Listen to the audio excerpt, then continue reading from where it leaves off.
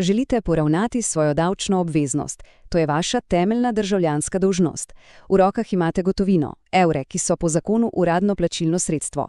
Toda ko stopite do okenca finančne uprave, vam pojasnijo, da vašega denarja, torej denarja lastne države, preprosto ne spremljajo.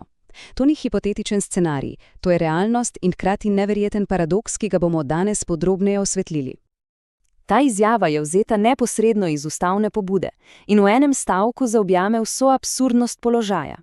Gre za resnično osebno izkušnjo, ki razkriva globoko sistemsko težavo. Gre za zavrnitev, ki človeka pusti brez besed, saj se zgodi na pragu institucije, katere osnovni namen bi moral biti služenje državljanom. Poglejmo si to pobliže. Ta izkušnja, ta zgodba namreč ni osamljen primer. Ne, to je zgodba praktično vsakoga. To je zgodba o tako imenovanem paradoksu. Sprehodimo se skupaj skozi ta proces. Korak 1. Državljan želi plačati davek z gotovino. Korak 2. Država to gotovino sistematično zavrne. Korak 3. In tu se zgodba zares zaplete. Državljana prisilno preusmerijo v zasebne banke ali pošte. In končno, 4. korak. Da bi lahko izpolnil svojo javno dolžnost, mora plačati provizijo zasebnemu podjetju. Javna obveznost se tako prelevi v zasebni posel. No, in kako država sploh upraviči takšno ravnanje? Zakaj zavrača lasten denar? Uradni razlog je, milo rečeno, presenetljiv. Vlada se namreč sklicuje na zakon, ki je namenjen preprečevanju pranja denarja in financiranja terorizma. Poglejmo, kaj točno naj bi imelo to opraviti s plačilom davka. Torej, pravna podlaga naj bi bil Zakon o preprečevanju pranja denarja in financiranja terorizma. To je zakonodaja, ki je bila spisana za boj proti najhujšim oblikam kriminala, proti mednarodnim mrežam in teroristom.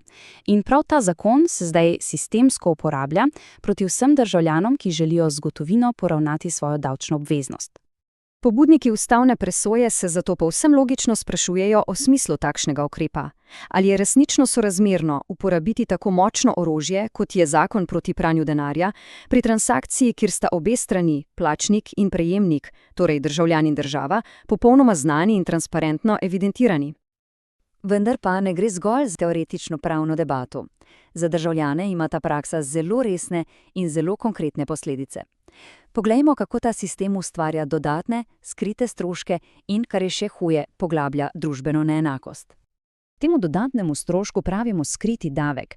Gre za provizijo, ki jo moramo plačati zasebnemu podjetju zgolj zato, da lahko poravnamo svojo obveznost do države.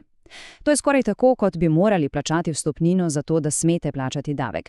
Pobudniki trdijo, da za ta vsiljeni strošek ni absolutno nobene pravne podlage. Poglejte to primerjavo. S takšnim ravnanjem država ustvarja dva razreda državljanov. Na eni strani so tisti, ki so digitalno pismeni in uporabljajo spletno banko. Zanje je plačilo hitro, udobno in cenejše. Na drugi strani pa so tisti, ki so odvisni od gotovine. Pogosto so to starejši, socialno ogroženi ali pa prebivalci podeželja. Zanje je izpolnjevanje iste obveznosti dražje in logistično bolj zapleteno. To je čista oblika sistemske diskriminacije. A državljani se s tem niso sprijaznili. Vložena je bila ustavna pobuda, katere cilj je to nezakonito in neustavno prakso dokončno odpraviti. To ni le pritožba posameznika, to je klic po pravičnosti za vse. Poglejmo, katere temeljne ustavne pravice naj bi bile s tem kršene. Seznam je dolg. Pobudniki trdijo, da je kršenih kar 6 ustavnih pravic. Med njimi sta pravica do zasebne lastnine, saj nam skriti davek neposredno jemlje premoženje, in seveda načelo enakosti pred zakonom. A morda je najbolj zaskrbljujoče to, da sistem vsakogar, ki želi plačati z zakonitim plačilnim sredstvom, torej z gotovino, že vnaprej obravnava kot potencialno sumljivega.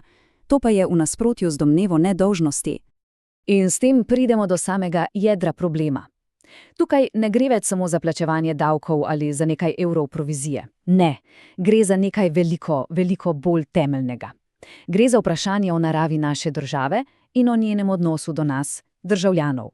To je ključno vprašanje, ki si ga moramo zastaviti. Ali je naša država še vedno servis, ki deluje v javnem interesu, ali pa je postala zgolj aparat, ki pod pretvezo varnosti podreja ustavne pravice državljanov zasebnim finančnim interesom. Zaključek je zato preprost in povsem logičen. Če je evro zakonito plačilno sredstvo, ga mora država sprejemati. In to neposredno, brez posrednikov in predvsem brezplačno, brez kakršnihkoli skritih davkov. Zdaj je na potezi Ustavno sodišče. Ali bo prisluhnilo glasu ljudstva in odpravilo to nesmiselno prakso? Odgovor bomo vsekakor budno spremljali.